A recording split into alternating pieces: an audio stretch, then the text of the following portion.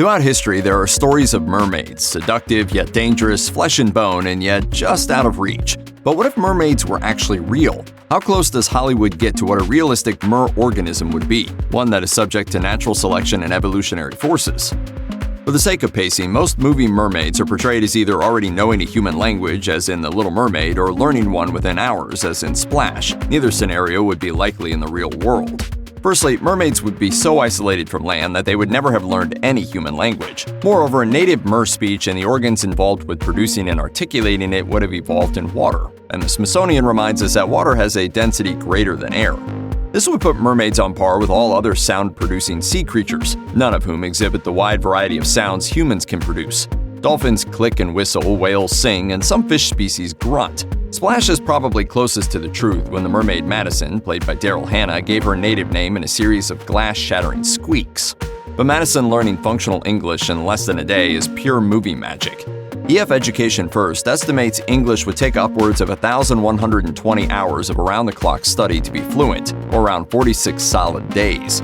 So either Madison is the mermaid equivalent of a Star Trek-level supercomputer, or the writers had to figure out a way to get her talking as fast as possible and be funny doing it. Hollywood mermaids are extreme. They are either virginal or bloodthirsty wackadoos. A definitive statement on how the species propagates is missing from the narrative, leading to much inconsistency. The German coming-of-age flick Blew My Mind depicts females born from mermaids. Although they were born human, they become mermaids upon puberty, suggesting that mermaids and human men are biologically compatible. While two creatures so radically different in body type producing viable offspring is improbable, the scenario actually mirrors the mythology. Tales of mermaids seducing and kidnapping men are common, although the legends never quite get into sexy time details. Would it be too much information? Might. Alternatively, Mermaid Isle puts forward that mermaids infect human women with a transformative virus. None of this jives scientifically. Fully formed and fertile mermen must be out there. A study by researcher Sarah Otto states sex emerged a whopping 2 billion years ago when life was still single-celled. Otto notes that for 99.9% of creatures whose cells are enclosed and include a nucleus, like mermaid cells, it takes two to tango. Ironically, by adding mermen in its submarine franchise, painfully chased Disney is spot on. Two mockumentaries, Mermaids: The New Evidence and Mermaids: The Body Found. These were entirely fictional but done so well that some viewers thought the mermaids portrayed on screen were actually real. The mockumentaries extrapolate on the aquatic ape hypothesis, which suggests why humans are so hairless compared to other mammals. At one point, our ancestors temporarily took to water long enough for natural selection to favor sleek skin. Mermaids are therefore humans that never went back to land. And that means mermaids have lungs and would have come up to breathe on the regular. If they did this, it would be reasonable to think that sightings would have been very common from the time records began to now. So the existence of mermaids would be a scientific fact, even if a specimen was never caught. What about lungs combined with gills?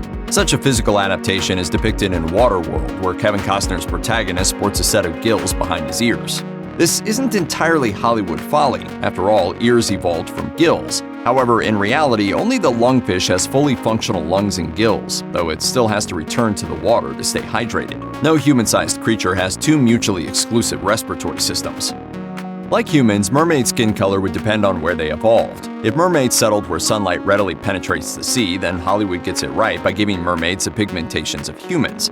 Simply put, the more UV light people get, the more their skin darkens to compensate. Things get interesting, however, the deeper one goes into the sea. If mermaids are creatures of the lightless deep ocean, something to which the Mermaids mock docs propose, they would have no pigment at all and be a ghastly shade of white. Alternatively, if mermaids dwell in the twilight zone, they would be a startling shade of red, which is a sort of camouflage at that depth. Blending in may in fact be a vital evolutionary tactic. Unlike humans, mermaids would have to worry about predators like sharks coming from any direction.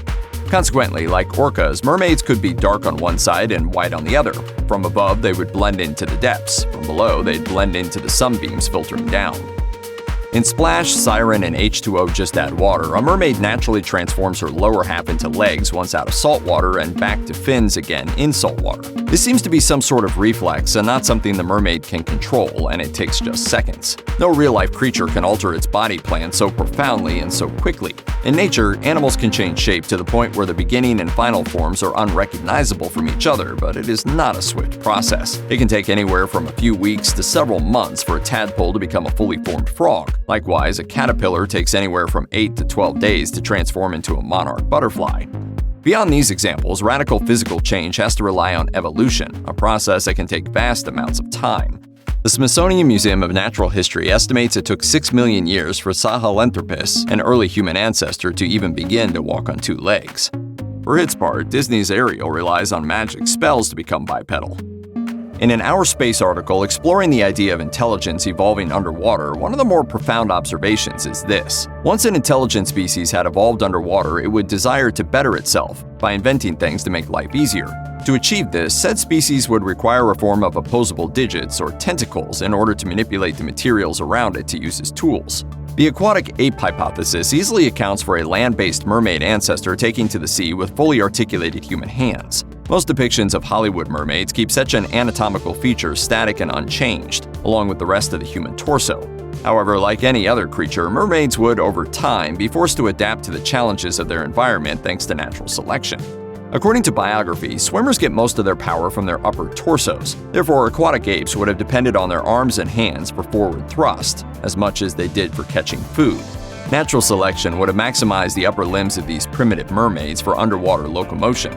So webbed hands or flippers would likely appear, if not just outright fins.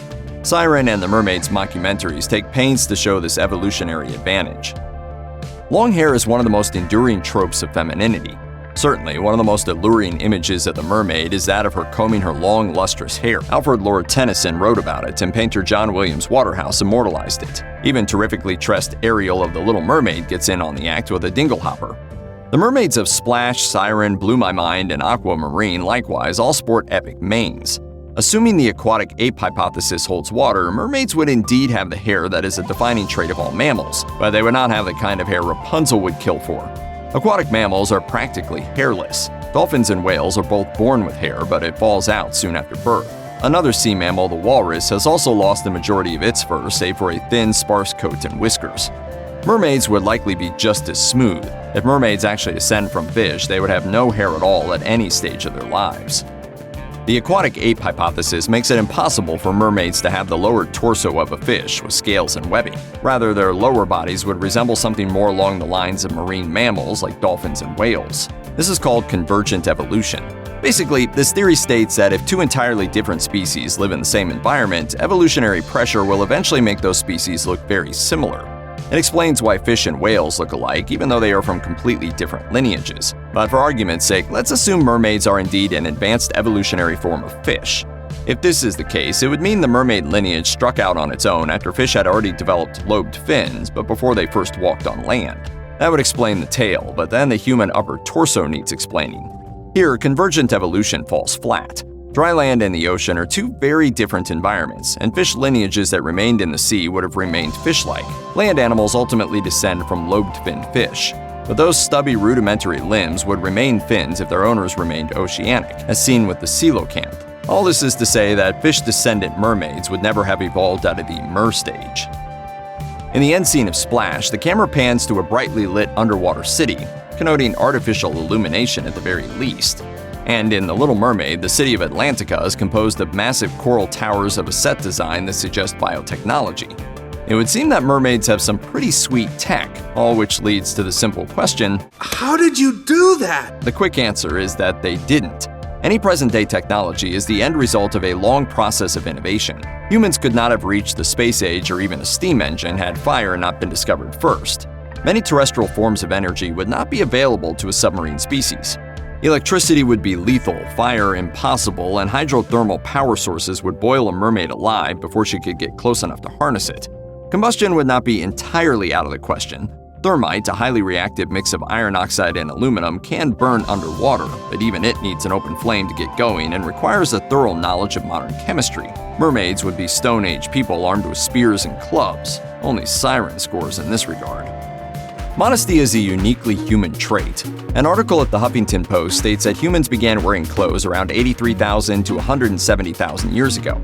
At the time, the practice came about not because our ancestors were bashful, but because they were pushing into environments that were uncomfortably cold. It was only after clothing was invented that the concept of modesty began. Before then, people let it all hang out.